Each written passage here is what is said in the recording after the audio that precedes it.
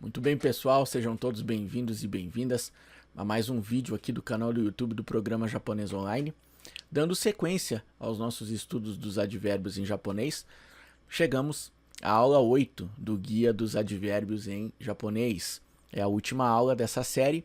A gente espera que esteja sendo produtiva, proveitosa, enriquecedora para vocês. Estamos entendendo o que são advérbios, a sua função, conhecendo alguns dos advérbios japoneses mais usados com mais frequência, e vendo todos eles na prática com sentenças de exemplo reais contextualizadas, que é como nós entendemos que é eficiente você estudar qualquer tipo de conteúdo, incluindo os próprios advérbios, tá? Tudo isso sem usar termos gramaticais complicados e regras muito difíceis que possam fazer parecer mais difícil do que é. Não tem pré-requisito de conhecer muito da gramática para você conseguir entender os advérbios. E por falar em não ter pré-requisito, essa é a aula número 8, mas as 7 anteriores, elas não são pré-requisito. Se você não as assistiu, pode assistir essa aula aqui de forma direta, sem problemas, você vai entender tudo. Se quiser, essas outras 7 aulas estão disponíveis aqui no nosso canal. Dá uma olhada lá e depois você volta aqui. Vamos começar então com o primeiro advérbio de hoje, que é o zenzen. Zenzen, tá? Zenzen, que significa nada. Assim como o amari que nós vimos na aula número 7, ele vai aparecer sempre numa frase negativa, tá? E ele vai pegar a ideia de negação e reforçar aqui com um nada. Se não ficou claro, não se preocupe, a gente vai ver na prática, eu tenho certeza que você vai entender. Ó, imi wa zenzen wakaranai. Imi wa zenzen wakaranai. Quanto ao significado, não entendo nada. Imi significa significado, né? A partícula wa indica o assunto. Então, quanto ao significado, né? Falando sobre o significado, wakaranai. Wakaranai é o verbo wakaru, que significa entender. Na forma negativa, wakaranai, não entendo. E aí, quando eu acrescento o zenzen, ele dá uma ideia de nada. Ele insere um detalhe a mais, uma informação adicional para modificar esse não entendo. Ele deixa de ser só não entendo para não entendo nada. É mais detalhada essa informação. Então, a informação de nada que o zenzen traz dá esse detalhe a mais. Essa é a função dos advérbios. Eu tenho certeza que você já está pegando a manha. E com isso, o zenzen também reforça essa ideia negativa, né? Não entendo nada, né? Fica mais enfático aí a minha incompreensão sobre o significado. A próxima sentença, Nihongo o zenzen benkyou shimasen deshita. Não estudei nada de japonês. Nihongo é o idioma japonês, a língua japonesa. Benkyou shimasen deshita, não estudei, né? Benkyou shimasu é o verbo estudar. Benkyou shimasen é a forma negativa, não estudar. Benkyou shimasen deshita é o passado negativo, não estudei. E a partícula o indica o que é que eu não estudei. Eu não estudei japonês. E aí eu insiro esse zenzen aqui, né? Com ele aqui eu tenho a ideia de que eu não estudei nada de japonês. Então a ideia de não estudar, ela fica mais forte, mais intensa, mais enfática. Não estudei nada de japonês. O zenzen, advérbio, insere esse detalhamento, essa informação extra. A frase fica alterada por ele e essa é a função então dos advérbios na língua japonesa. Note que são duas frases que têm verbos na forma negativa e a ideia do não fiz, não aconteceu, não vai acontecer, não tal coisa, ação do verbo, ela dá uma ideia de não e não nada, né? Enfatiza muito mais com o zenzen. O próximo advérbio aqui é o kekkou, kekkou, que significa muito. Aí você talvez se pergunte, mas ele é muito mais parecido com o totemo, que a gente viu, que indica intensidade, ou é um muito parecido com o takusan, que indica quantidade. E eu digo para vocês, vamos ver primeiro e vocês vão perceber sozinhos.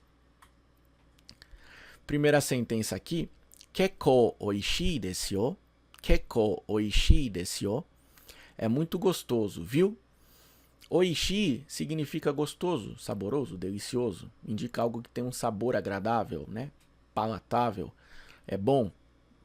O des faz a afirmação, né? Fica formal. Oishi desu é gostoso. Esse yo é a partícula de fim de frase que chama a atenção do ouvinte para aquilo que você está falando. Ele dá uma ideia de, tal coisa, viu? Tá? Presta atenção. Ele enfatiza, né, o que você está dizendo para o ouvinte prestar mais atenção. Quando eu coloco o kekko, eu tenho uma ideia de muito. É uma informação a mais. Agora eu sei que não é só gostoso. É muito gostoso. É um detalhamento trazido por esse advérbio. E aí você percebe que aqui a gente está falando de muito gostoso, né? Esse muito é de intensidade. Então o kekko é mais parecido com o totemo, de intensidade, do que com o takusan, que é muito de quantidade. A outra frase, se ga chisai koto o kekko ki ni shite imasu. Se ga chisai koto o kekko ki ni shite imasu. Eu me incomodo muito com o fato de ser baixinho. Se ga chisai é uma expressão que significa ser baixo, né? A pessoa baixa, baixa estatura, tá? Esse se sozinho, ele significa a espinha, né? A costela aqui nessa região do pescoço até o final das costas. E ela dá uma ideia de estatura de seres vivos. Então, chisai significa pequeno, se ga chisai indica uma pessoa que tem, teoricamente, né, uma espinha pequena e por isso ela é baixa em tamanho, em estatura. Não serve para baixa expectativa, baixa venda, baixo qualquer outra coisa. É baixo de altura de ser vivo, tá? Então, se ga chisai, ser baixo.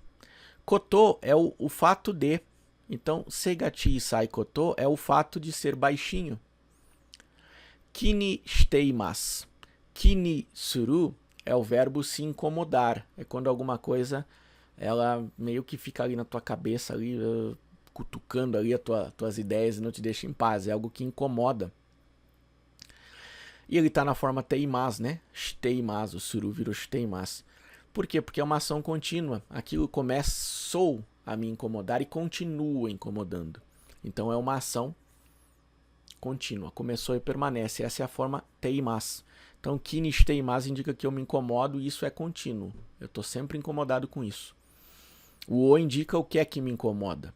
O fato de ser baixinho. Então eu me incomodo com o fato de ser baixinho. Com o kekko, a gente tem uma ideia de muito. Então eu me incomodo muito com o fato de ser baixinho, tá? E a gente tem aqui então a intensidade do meu incômodo. É um incômodo intenso. Então o kekko indica intensidade igual ao totemo, não quantidade igual ao takusan. Dito isso, a gente entende então por fim que os advérbios eles adicionam essas informações a mais, esse detalhamento a mais, numa frase que já está ali, já tem informações.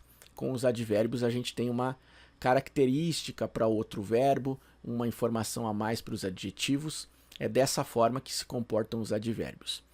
Nós não trouxemos, por motivos até de tamanho, de duração do curso, né, do guia dos advérbios, todos os advérbios possíveis do idioma japonês, mas se você conseguiu entender bem esses que nós trouxemos, você já consegue pegar mais ou menos aí qual a ideia de todos os outros.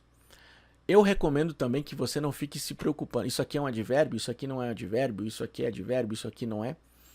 Você vai perceber que uma palavra é advérbio se prestar atenção nela e se reparar como ela modifica as informações da frase com mais detalhes, como aconteceu com esses que a gente estudou. Então, siga sempre dessa forma, né? Vá procurando entender as coisas novas que forem aparecendo, porque aí a parte mais gramatical é advérbio, não é? Que regra que segue, qual não segue, você vai percebendo pelo contato constante com o idioma. É dessa forma que a gente recomenda, é dessa forma que é eficiente. Eu espero que você tenha gostado de conhecer mais e melhor sobre os advérbios do idioma japonês. Caso você tenha alguma dúvida, você pode deixar um comentário aqui nesse vídeo ou nos anteriores. Se você gostou, comenta também. Não esqueça de deixar o seu like e se inscrever no canal. E logo logo a gente volta com mais vídeos para enriquecer ainda mais o seu conhecimento do idioma japonês. Bons estudos para você!